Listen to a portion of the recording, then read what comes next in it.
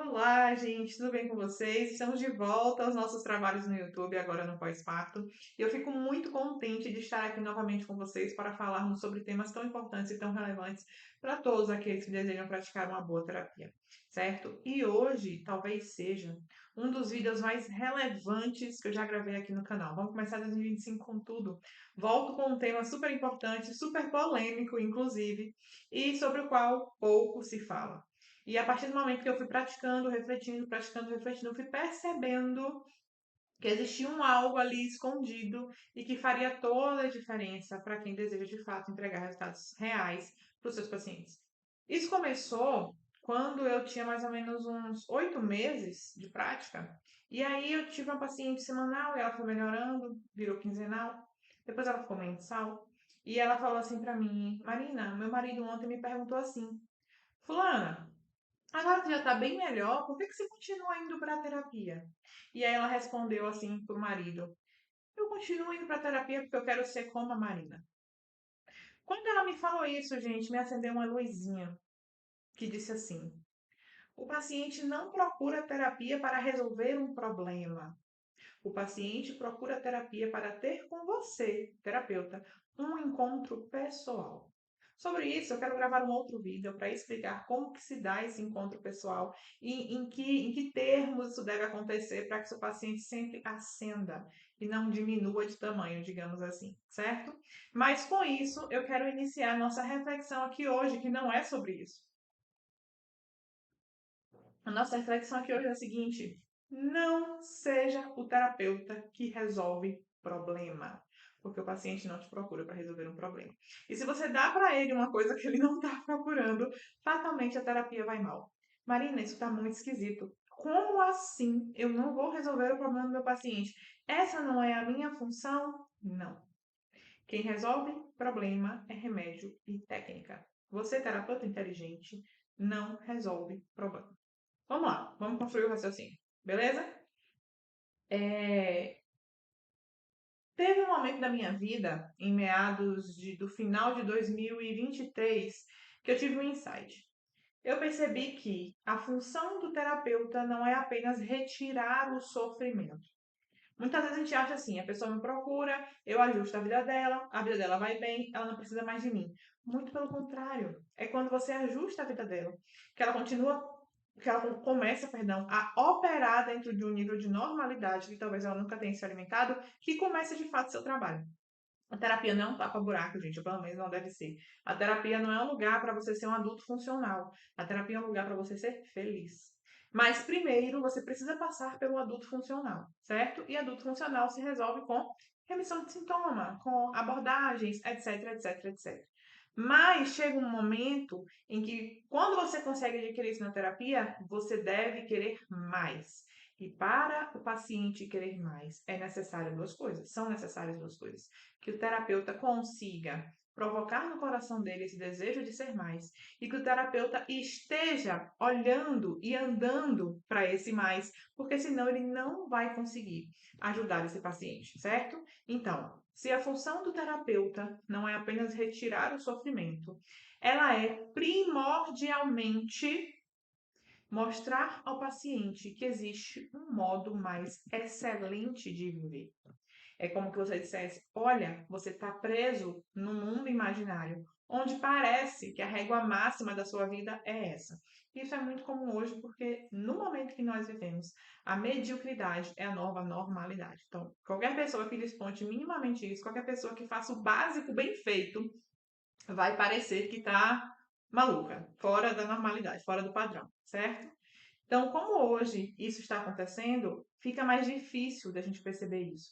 Mas é a nossa função enquanto terapeutas de mostrar isso para o paciente. Inclusive, eu tenho um método chamado método Lumina de atendimento, onde eu tenho 3 pilares. O primeiro é a assertividade, onde eu ensino meus alunos a passarem dos sintomas para a causa, e chegando na causa voltar aos sintomas, para confirmar os sintomas, inclusive.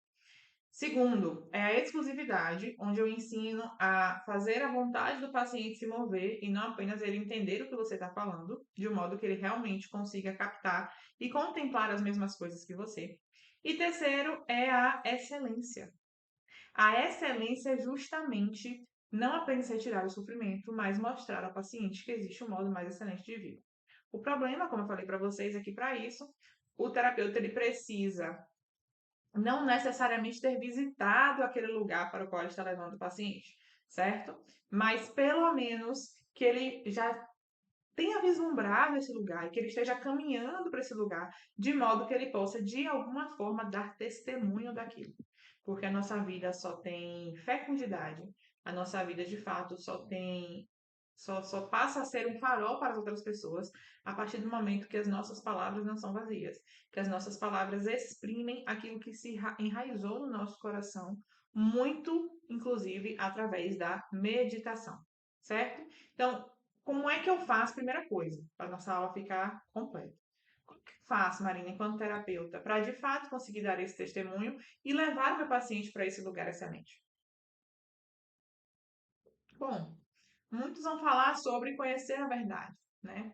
Mas conhecer a verdade, gente, embora seja o primeiro passo e relevantíssimo passo, porque se a gente não conhece, a gente não sabe para onde a gente está caminhando, muito mais importante do que isso é encarnar a verdade na sua vida, certo? A gente só consegue convencer alguém de algo quando a gente já encarnou aquele conceito que a gente conseguiu alcançar. Inclusive, nas minhas aulas práticas, eu falo para os meus alunos: olha, a função do terapeuta é subir para o mundo dos conceitos. Mas não só isso, essa é a metade do trabalho. E muitas vezes o terapeuta fica preso no mundo dos conceitos, é quando ele vira aquele terapeuta chatão que fica dando aula, palestra no paciente, sabe? Então você sobe, mas você sobe se comprometendo em descer. Descer por descer? Não. Descer com misericórdia, descer com o conceito no bolso, destinado a fazer caber com caridade aquele conceito na vida real e concreta do paciente. Isso chama-se prudência. Por isso que a prudência é a virtude por excelência do terapeuta, certo? Então, primeira coisa, conhecer a verdade, mas é muito pouco, como eu acabei de falar para vocês. Conheço a verdade, e essa verdade ela vai se expressar em mim, primeiramente, através de uma palavra interior, certo? E ela fica lá dentro de mim, só que intelectualmente. Então, essa palavra interior fica no meu intelecto, e para que eu consiga fazer essa palavra descer do intelecto para o coração, ou seja, para que eu consiga enraizar essa verdade em mim, a ponto de me mover em favor dela, a ponto de me mover alegremente, diga-se de passagem, em favor dela, essa palavra interior, ela precisa ser iluminada no nosso coração, certo? Essa palavra interior precisa gerar vida para a gente e para os demais. Então, para que eu consiga fazer essa palavra descer do intelecto para o coração, eu preciso meditar. A cada meditação que eu faço sobre aquilo, não apenas sobre aquele fato concreto, aquela matéria bruta que eu encontrei naquele momento, mas sobre várias matérias brutas que eu vou encontrar ao longo da minha vida, lendo algo, ouvindo algo, vendo a realidade, atendendo alguém, essa palavra vai descendo, ela vai para o coração, ela vai se enchendo de sentido, e aí eu começo a viver conforme aquilo ali, certo? Esse é o caminho do convencimento interior. E só a partir disso é que o terapeuta consegue convencer alguém de algo. E esse terapeuta que consegue convencer é, portanto, capaz de levar o paciente a um lugar excelente e não apenas resolvendo o problema, certo? E a terapia que vai resolver seu problema é só tapa-buraco. E nunca vai conseguir levar seu paciente à verdadeira felicidade. E todo mundo quer ser feliz no final das contas, ainda que de formas bem diferentes ou até nefastas, inclusive.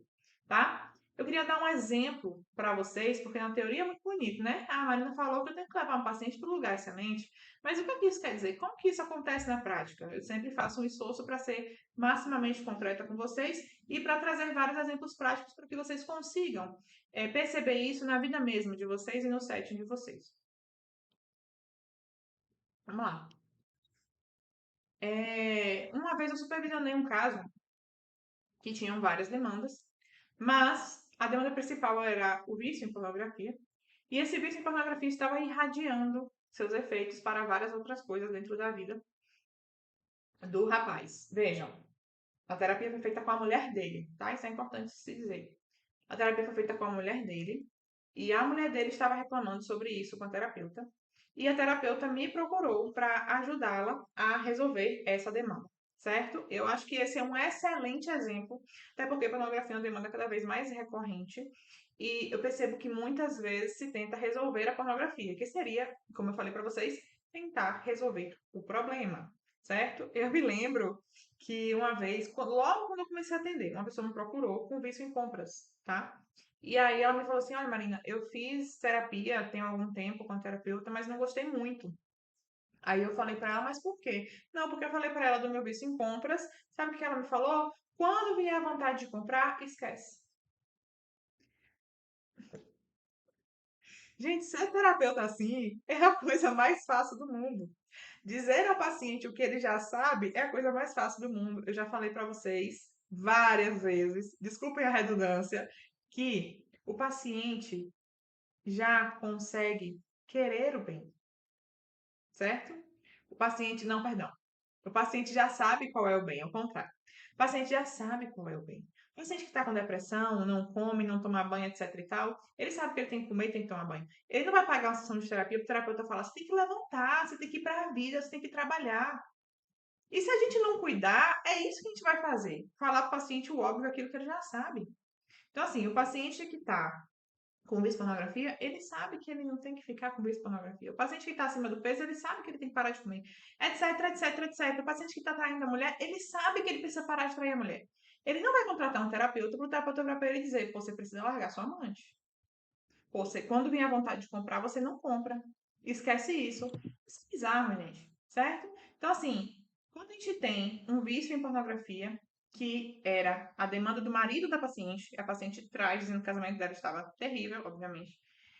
Ela diz que precisa de auxílio para resolver este problema, certo? Qual é o primeiro problema da pornografia? Olha só, na grande maioria das vezes em que a gente faz o mal, na grande maioria das vezes que a gente faz algo para o qual a nossa reta razão não deveria acusar, a gente faz o mal sabendo que estamos fazendo mal. Olha, eu sabia que eu não deveria fazer isso, mas eu estou fazendo. O vício em pornografia, gente, é tão nefasto, tão sério. Para mim, é um dos vícios mais difíceis dentro do sexo terapêutico, mais nefastos. Tão sério que a razão, ela não acusa que há algo errado. Por quê? Porque nós estamos hoje com esse vício normalizado na sociedade. Inclusive, muitos psicólogos e terapeutas vão incentivar, né? Vão ter algumas demandas que vão dizer, não, você precisa conhecer esse corpo, você precisa assistir, você precisa... Ah, eu não sei se eu gosto de homem ou de mulher, então vai assistir isso aqui para saber qual que você gosta mais. Percebe? Então, assim, para apimentar casamento, Jesus amado, esse negócio de apimentar casamento é o fim do casamento, é o fim da intimidade, é o fim de todas as coisas, certo? Então, se a razão não acusa que tem um problema, não gera culpa. E por mais que muitas vezes a gente enxergue a culpa como algo ruim, a culpa é algo excelente, porque a culpa dá conta de ser um alarme interno mostrando pra gente que existe um problema. Mostrando pra gente que nós temos uma consciência moral que é intrínseca. A gente não constrói uma consciência moral. Ela vem de fábrica dentro da gente, certo? Então, nesse caso, essa é a primeira dificuldade do caso da pornografia. Nesse caso em específico, a mulher precisava implorar para ter relações com o marido, certo? O marido não tinha mais desejo, não tinha mais vontade de ter relações com ela, que é o primeiro reflexo da pornografia. O homem, ele fica tão fechado ali naquele mundo imaginário, né, da pornografia, que ele começa a ter uma ausência de interesse na mulher real. Gente, muito cuidado com o que vocês ouvem, com o que vocês assistem. O caráter é formado pelos olhos e pelos ouvidos. Quando você está excessivamente vendo imagens de determinado tipo, você começa a se inclinar para aquilo ali. Muito cuidado. Então, ele começa a se fechar naquela mulher virtual. O que aquela mulher virtual faz, gente? Aquela mulher virtual faz sexo dando piruetas 10 vezes na noite em 2 horas. Que mulher real faz isso? O homem, ele não dá conta de pensar, o homem que está viciado, né? Ele não dá conta de pensar que aquilo não é real. Que a mulher muitas vezes está sofrendo horrores para fazer aquilo ali. Certo? Então ele começa a olhar para aquela mulher real e começa a perguntar por que a mulher não faz isso. Ele começa a achar que ele só vai sentir prazer daquele jeito. E o corpo dele está tão dopado mesmo de dopamina, né? Aí ficou meio estranho dopado de dopamina, mas beleza. Dopado de dopamina, que ele nem consegue entender que aquilo ali está totalmente fora do padrão, certo? E aí, quando ele começa a fazer isso, quando ele começa a sentir prazer com algo que está acontecendo na tela que não é real, isso é muito louco. Se você parar para pensar, isso é muito louco. Você sentir prazer com o sexo encenado numa tela, sabendo que muitas vezes a mulher está passando por diversos desconfortos para estar ali fingindo algo que não está acontecendo. O ser humano que sente prazer com isso, ele chegou ao fundo do poço. Mas vamos lá. Mas é difícil o ser humano que está viciado enxergar essa coisa de cima, abstraída e sair dessa materialidade, certo? Então, quando ele começa a sentir prazer com isso, quando ele se esquece que ali existe um ser humano, e quando ele se esquece, inclusive, que a mulher dele é um ser humano, quando ele se esquece, em última análise, que ele mesmo é um ser humano, porque nesse momento, a partir desse ponto, onde ele se esquece de que ali são relações humanas, ou deveriam ser relações humanas, ele começa a agir na clave dos sentidos, ele começa a agir na clave animalesca, certo? Então, nesse momento, ele começa a coisificar todas as relações dele. Olha só que triste. Ele olha para aquela tela, ele se esquece que ali existem pessoas. Só que esse esquecimento dali, e por isso que é tão nefasto, se irradia para todas as áreas da vida dele. Ele começa a coisificar toda a vida dele, certo? E aí é muito claro como isso fica estampado no caso. A mulher fala: olha, ele não liga para ninguém, ele não liga para mim, ele não liga para os meus filhos, ele não liga para a família dele, ele não liga para minha família. Antigamente ele tinha uma relação boa com minha família, agora minha família vem aqui na nossa casa, ele nem dá atenção, certo? Então, quando eu li o livro As Seis Doenças do Espírito Contemporâneo, Constantino Noika, ele dá exemplos, né, de como o homem pode adoecer ontologicamente, digamos assim, quais seriam as seis doenças do ser. Ele fala sobre três estruturas formais do fenômeno, que é generalidade, individualidade e determinações, e ele fala sobre carência e recusa de cada um deles, gerando as seis doenças. A questão das determinações, que é o que faz com que a gente seja o que a gente é, né? Quando você se recusa a essas determinações, que é muito pior do que ser carente, porque a carência é um não involuntário, eu estou carente de algo, mas eu não sei que eu estou. E a recusa é um não decidido, olha, eu sei que é assim e eu decido livremente dar as costas.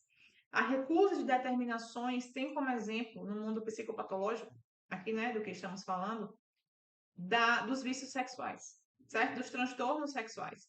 E os transtornos sexuais, gente, levam o ser humano, inevitavelmente, a dar de costas para a caridade.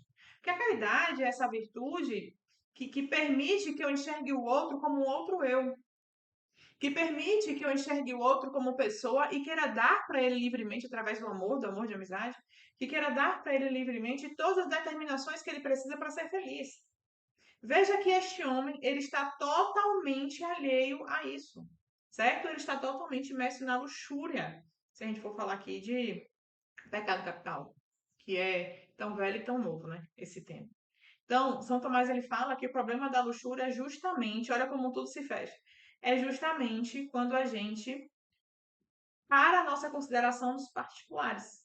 O que isso quer dizer? Eu não consigo abstrair, eu não consigo enxergar o imaterial, porque a luxúria é um pecado da carne, né? Luxúria e gula são os pecados mais grosseiros, porque elas são pecados do corpo.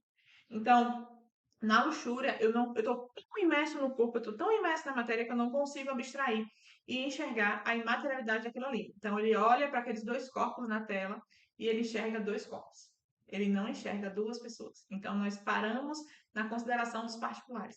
E é por isso que a preguiça espiritual, a assídia, leva à luxúria. Gente, isso é tão claro como um mais um são dois. A gente vê isso no sério terapêutico. Na assídia, você se enfrenta tristeza com os bens espirituais. Você não consegue persegui-los, certo?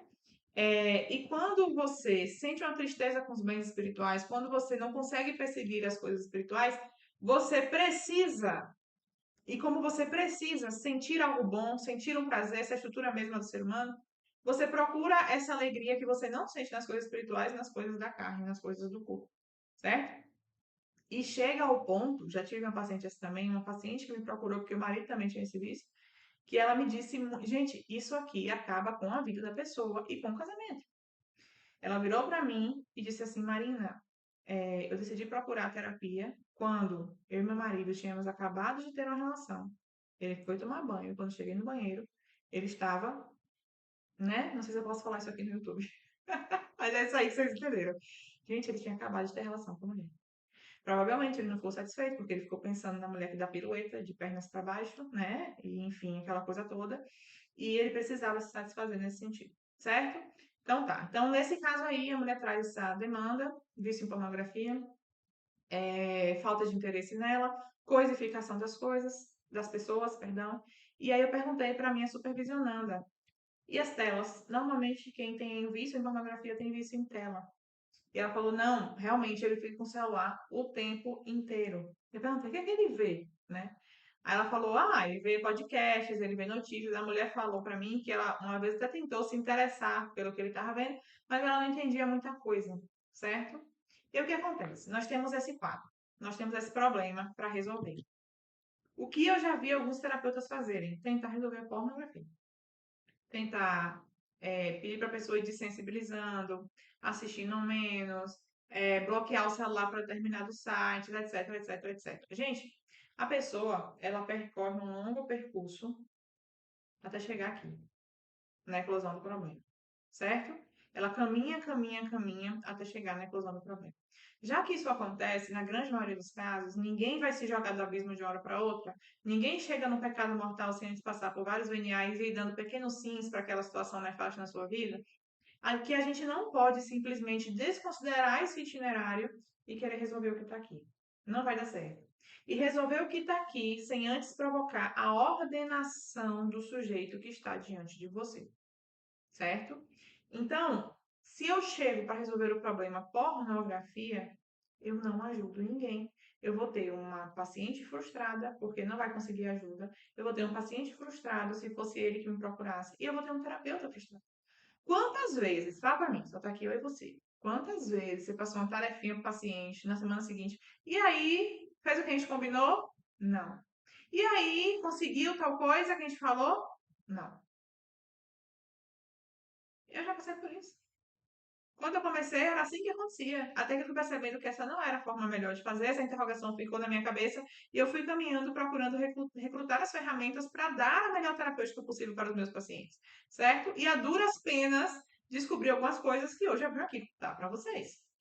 Então, a primeira coisa que eu falei para ela, olha só, não adianta ela exigir, não adianta ela cobrar. Ela falou assim que a paciente, eles acordavam, não davam um bom dia para o outro, que ele trabalhava em casa e ela pedia às crianças, vai lá ver seu pai, porque ele não procurava as crianças voluntariamente, por causa da codificação, né? Ele não ligava para ninguém. Ele não procurava as crianças voluntariamente, ele não tinha afeto com as crianças depois desse vício, né? E ela falava, vai lá falar com o papai, como se a criança aparecer e pedir um beijo, fizesse o pai, pluft, de repente virar um pai amoroso. Isso não vai acontecer. Tudo isso, gente, é mexer no fenômeno. Tudo isso é mexer na manifestação psicopatológica da causa do problema, certo? E o que causou esse problema não foi o vício em si. O vício foi uma consequência de alguns movimentos que ele fez para chegar onde ele estava. E por isso é tão importante que a gente, enquanto terapeuta, conheça as relações de causa e efeito da realidade, certo? Para que a gente possa, de fato, entender o processo pelo qual o paciente passou para mexer no processo, que vai culminar com a manifestação ou com a ausência da manifestação a partir do momento que a gente ordena esse processo, certo? Então, eu falei para ela, ó, a primeira coisa que ela vai fazer mandar mensagens de texto para ele, todos os dias. Mensagens agradáveis, mensagens bonitas, porque eles estavam tão afastados, né? Como eles estão tão afastados, não resolve inicialmente ela ir para o contato físico. Se ela for para o contato físico, provavelmente ele vai rechaçar. Ele vai afastar. A gente precisa graduar esse negócio. Ele precisa ir se reacostumando a ser amado, ela precisa se reacostumar a amá-lo também. Então, primeiro você vai lá e vai falar para ela, começar a mandar mensagens de texto todos os dias. Às vezes ele viajava, ficava de segunda a sábado viajando e eles não se falavam esse período todo. Um casal, casado, com filhos, certo? Ele não queria saber nem como é que estavam as crianças. Falei para ela, primeiro mensagem de texto. Quando ele se acostumar a receber as mensagens de texto, contato físico, devagar. Acordou de manhã, bom dia, e dá um beijo nele no rosto. No outro dia, bom dia, dá um beijo nele no rosto. Para ele ir se reacostumando, para o cérebro dele entendendo que existe uma pessoa do lado dele. Porque, gente, é muito comum que em casos como esse, que a mulher procura o marido, sexualmente falando, o marido não dá esse retorno por conta do vício, que ela desista. Que ela fala, Então tá bom. E ele fica muito acomodado. Ah, que bom que essa mulher chata parou de me encher o saco. Entendem? Só que se a mulher, ela mostra que não, que tem uma pessoa real que te ama de verdade. Não é aquela pessoa da tela, mentirosa, fria. É uma pessoa real. Ele vai chegando novamente para esse lugar. E eu falei para ela, não pede para os filhos irem lá. Por quê? Porque ele vai rechaçar. E quem vai sofrer são as crianças. Ele que precisa, a partir desses movimentos que eu estou falando para vocês, ter vontade de se reaproximar dos filhos, da família, da esposa.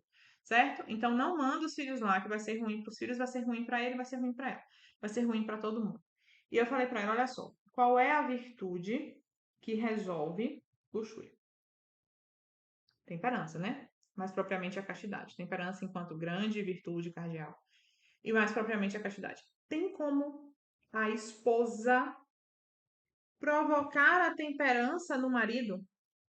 Tem como um terceiro provocar a temperança no outro? Tem. Essa é a coisa, esse é o pulo do gato.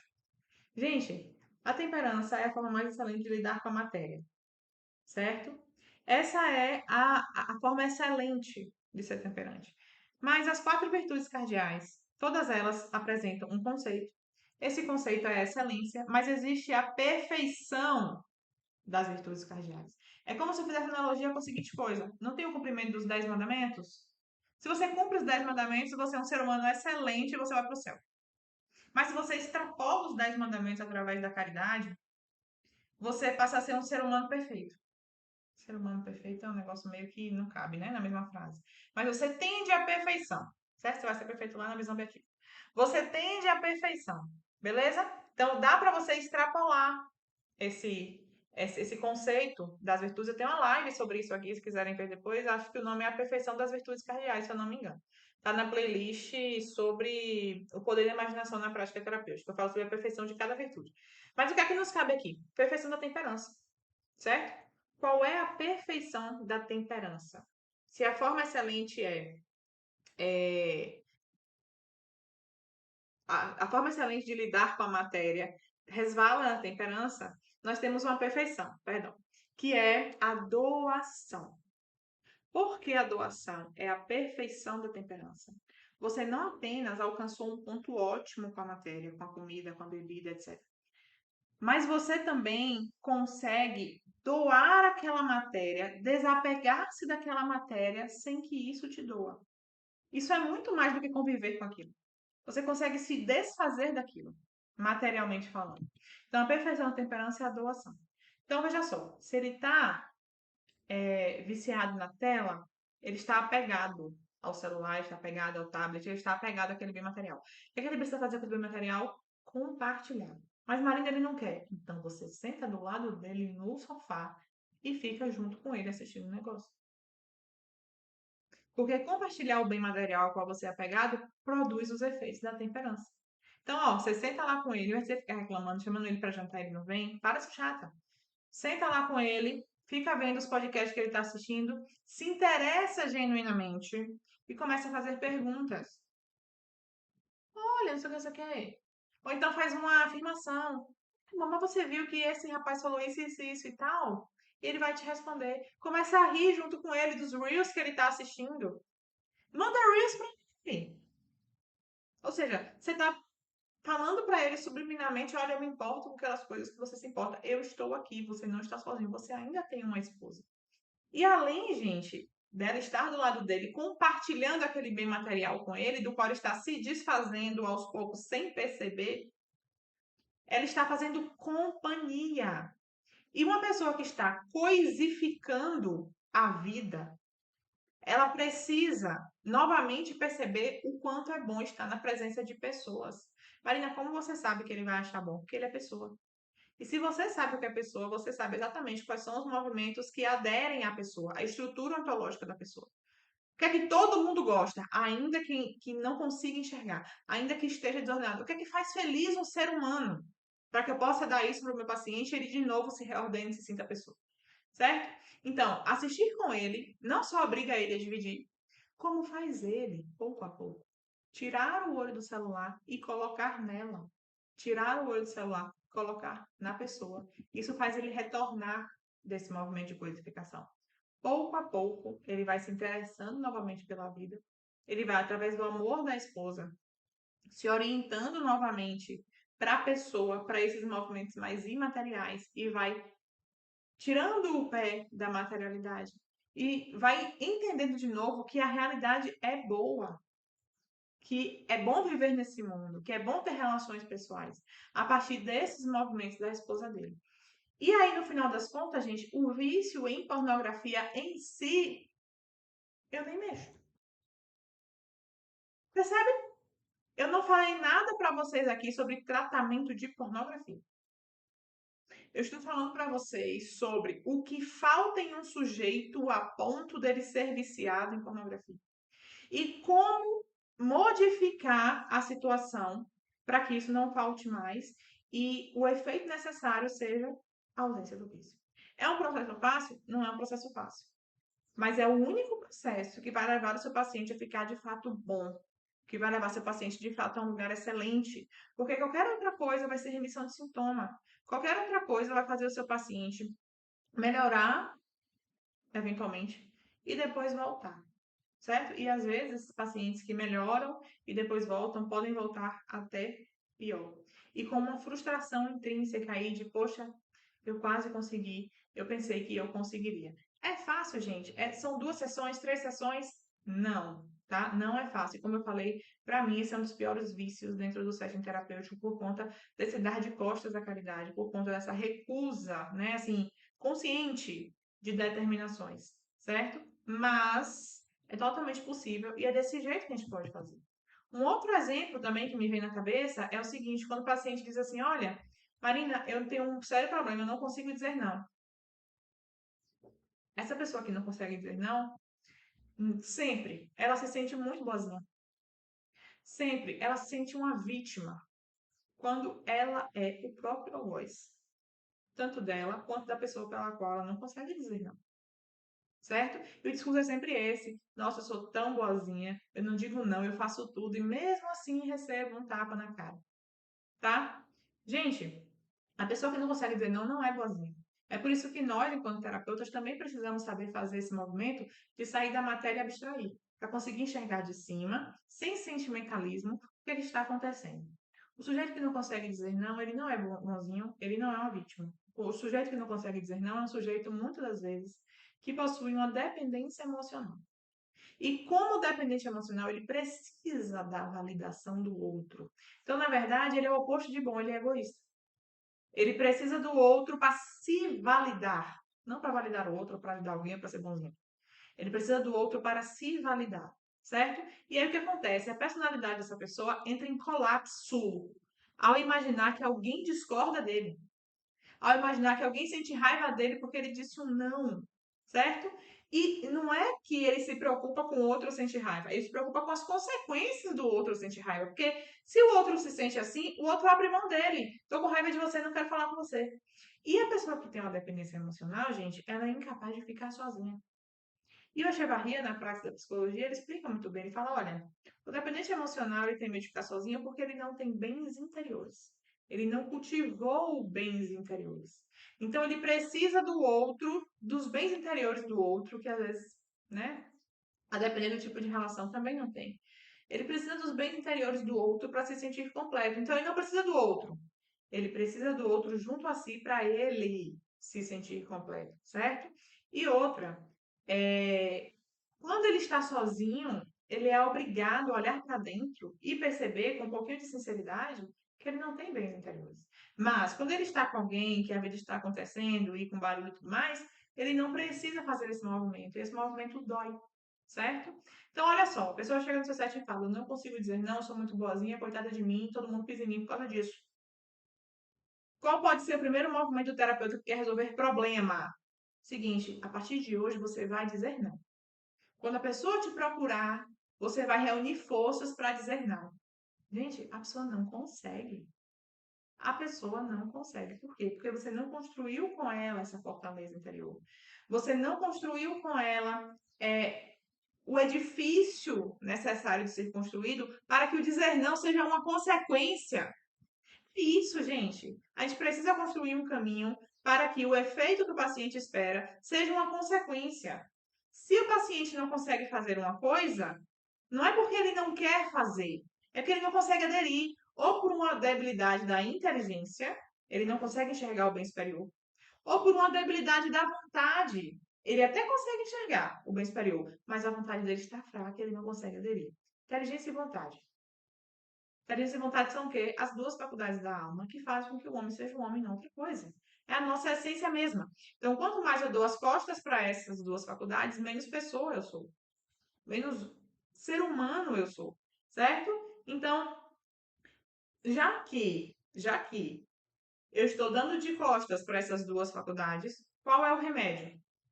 Dar munição para essas duas faculdades. Leia-se amadurecer. E aí, quando você amadurece, quando você não conseguir dizer não, mas você amadurece, esse é o remédio para a pessoa que não consegue dizer não, que é fortalecer a inteligência e a vontade, que é a nossa essência.